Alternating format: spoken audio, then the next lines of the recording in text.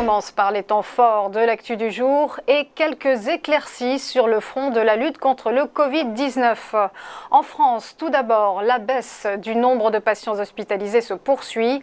10 644 très précisément, avec 227 malades admis les dernières 24 heures contre 424 la veille. Dimanche dernier, on comptait encore 11 092 patients Covid dans les hôpitaux. Décrue confirmée donc pour la quatrième vague et qui néanmoins continue de faire des victimes. Hier, encore 49 personnes ont été emportées par le coronavirus. Mais sur le front de la vaccination, l'optimisme est de mise. Plus de 49 millions de personnes ont reçu au moins une injection et plus de 45 millions d'entre elles présentent désormais un schéma vaccinal complet. Et puis, notez qu'Israël va rouvrir ses portes aux touristes. Rendez-vous est pris le 19 septembre, ont annoncé les autorités. L'État hébreu qui, depuis le 11 août, avait pris des mesures restrictives en raison d'une nouvelle vague de contamination liée au variant Delta. C'est un chiffre qui ferait rêver bien des États. Près de 6%, c'est la croissance à laquelle l'Italie peut prétendre cette année. Annonce faite hier par son ministre de l'économie, Daniele Franco, à l'occasion d'un mini Davos au lac de Côme. Gotha, industriel italien et représentant de la finance mondiale, se sont félicités de l'effet Draghi. L'ancien président de la BCE et actuel chef du gouvernement italien pourrait bien être l'artisan d'un rebond spectaculaire pour un pays dont le PIB a plongé de 8,9% en 2020. Covid oblige et qui plus est économiquement à la traîne ces 20 dernières années.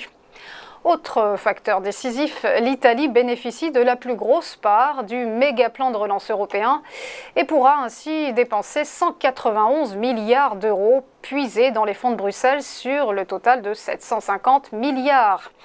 Daniele Franco a toutefois le triomphe modeste, notant que l'Italie sortait tout de même de la plus grosse récession depuis la Seconde Guerre mondiale. Le ministre de l'économie admettant par ailleurs qu'un retour de la dette à des niveaux d'avant-pandémie n'interviendra que vers la fin de la décennie. Voilà ce que l'on appelle une manne, 27 milliards de dollars, soit 23 milliards d'euros.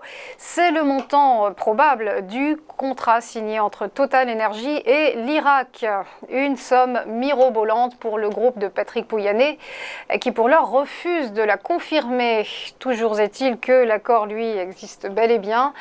Bagdad va donc investir dans la production de gaz, de pétrole et d'énergie solaire et espère réduire sa dépendance aux énergies fossiles. Il faut dire que l'Irak est actuellement confronté à une crise énergétique aiguë, un paradoxe pour le deuxième pays de l'OPEP, riche, on le sait, en gaz et en or noir.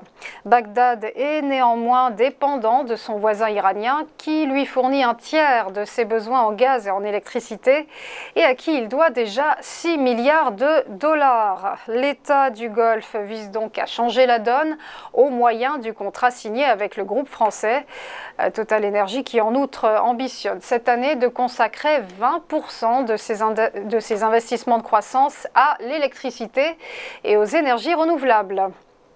On passe au point bourse et petit rappel de la clôture des marchés financiers vendredi dernier. Les places européennes ont globalement fait grise mine après le très attendu rapport du travail américain. Fin de séance en repli pour le CAC, moins 1,08% pour l'indice parisien qui terminait à 6 689 points.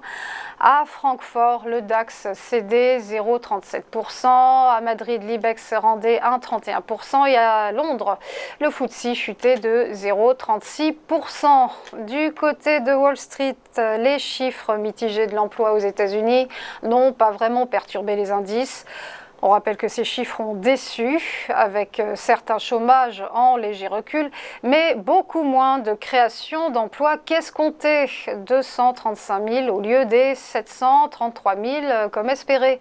Bref, en ordre dispersé, le Dow Jones a perdu 0,21%, le S&P 500 à l'équilibre, moins 0,03%, mais nouveau record pour le Nasdaq Composite, en hausse de 0,21% à 15 363 points. Voilà, restez avec nous. À tout de suite pour ChronoCAC et l'ouverture des cotations.